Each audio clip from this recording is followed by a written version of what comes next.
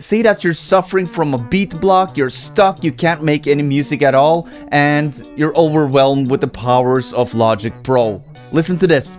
Here's how to make a beat from scratch without anything, no samples, just inside Logic, no downloads required. You can use this straight off the bat.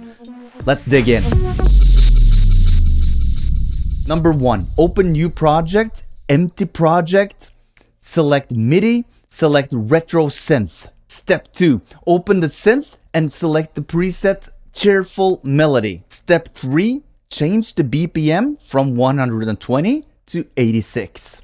Step 4, on that MIDI channel, the cheerful melody, the retro synth, open MIDI effects and select arpeggiator. Step 5, open the arpeggiator and change the rate to 1/8. Step 6, hold down Command and press K to open the keyboard. Then hold in A, E, G, and K in that order. So first A, then you hold down A, and then E, and then you hold down G, and then you hold down K. So in that order. Maybe you don't like that harmony, you do something else, but that's just a starting point. Step 7, hit K or click the button to turn on the metronome. Step 8, hit R or click the record button to record. Record the key combination that you have experimented with, that you have rehearsed a bit. Hit the keys that you've experimented with in step 6 and try different stuff out, see what fits. Don't stop the recording before you have something that sounds half decent that you can use. Step 9, stop the recording and double click the region to enter edit mode. Click and drag the MIDI notes so that they make some sort of sense. Make some variations to taste and don't overthink it. Step 10, open the retro synth again and play around with some settings. Try out some attack, some decay, try out some maybe some other presets as well, but you just experiment a bit. Don't spend too much time on this, maximum a couple of minutes. Hot tip is to see what the LFO does.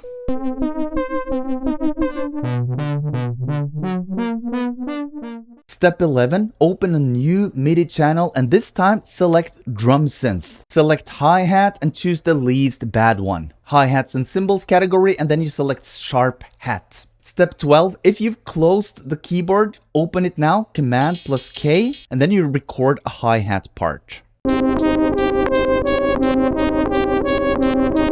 Close keyboard when done. Step 13, open the region that you just recorded with the hi-hats and check that everything is in place on the grid. If you want it sterile and computer sounding, just quantize the notes. You can hit Q to quantize and it will magnetically seal to the grid.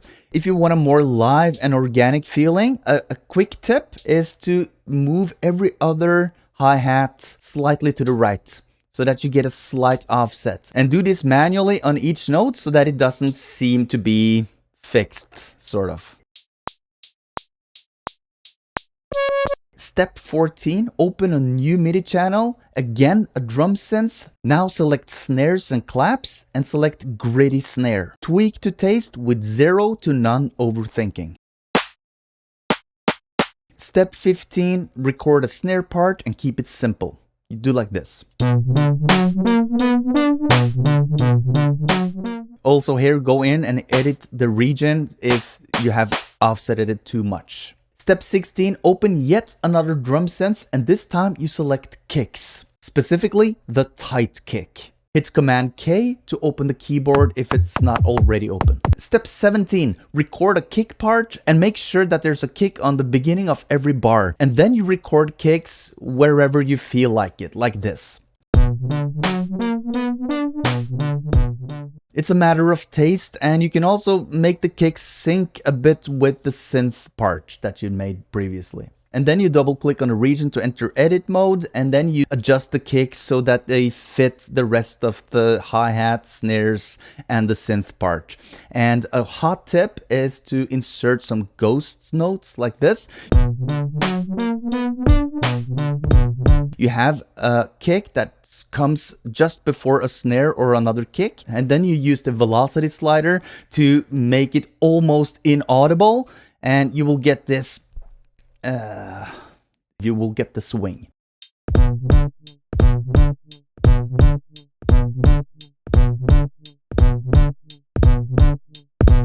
Use the velocity to make it quiet to taste. The softer it is, the more ghostier it becomes. Step 18, bass. Open a new MIDI channel, select the retro synth again, and this time you select the preset that's called the sub-level bass. It's in the bass category. Turn semitone and sense to 0. Step 19, hit Command K to open the keyboard again and start playing around and messing around with the notes. Try to make it fit with the synth part and with the drums. Think simplistic, and a tip is to follow the kicks a bit, especially the major kicks, the ones that comes as the first in every bar. Step 20, record the bass part. So you hit R or click the record button to start recording, and then you start playing. And a pro tip is to play it high pitched so that you can hear that you strike the correct notes. And then after recording, you can double click to go into the region, hit Command A to select everything, and then you just drag down so that you hit the correct octave, so that it's bass and not a squeaky synth. Step 21, adding a second synth layer. Open a new MIDI channel, again the retro synth. Select the tri-pulse lead, hit Command K to open the keyboard and start messing around. Step 22, experiment with some chords. Mess around a bit. Step 23, record the tri-pulse lead with the chords and don't overthink it. Do it simple and make maybe a variation or two if you wanna. And double click, go into the region, edit the MIDI notes, and you should be done. You should be fine.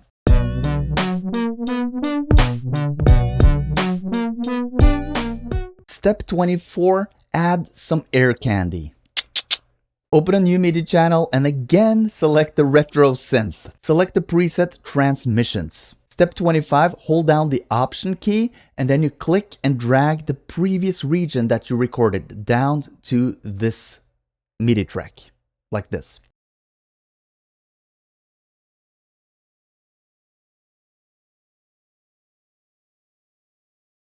Now, double click to edit this region and delete everything except the root note of the first hit, like this. You delete all the harmonies, but you let the root note be. This will be the trigger for the air candy. Leave only one note on this region, so delete everything else, just one note, like that. Step 26, move the air candy to where it seems fit. Only one place at this 4-bar loop.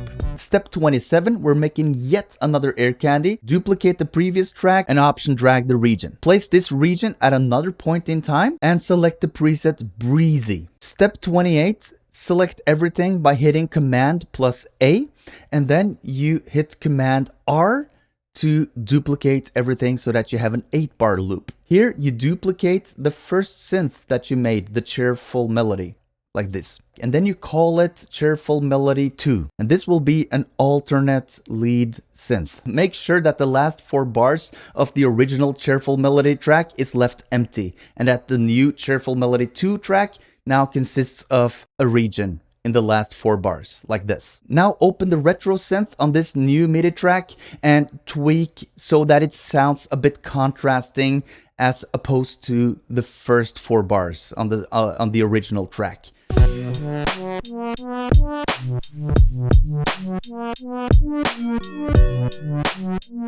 Make it contrast a bit so that you get a variation. Maybe pitch it up an octave. Do whatever you feel like. And the final thing you do on this 29th step, if you haven't done it already, save the session. Step 30. Now you have a beat that is more than half decent. It should be nice at least, and you can tweak it some more to make it even better, but don't overthink it again. So that's the good news, but the bad news is that this will be completely useless and it will be left to rot on your computers, collecting digital dust. You have to make it into a complete finished beat. And it just so happens that I have a system for making a 8-bar loop like this into a complete beat, finished, ready to release. If you want to follow the same procedure, hit that video and I hope I see you there. Thanks so much for watching. Peace out.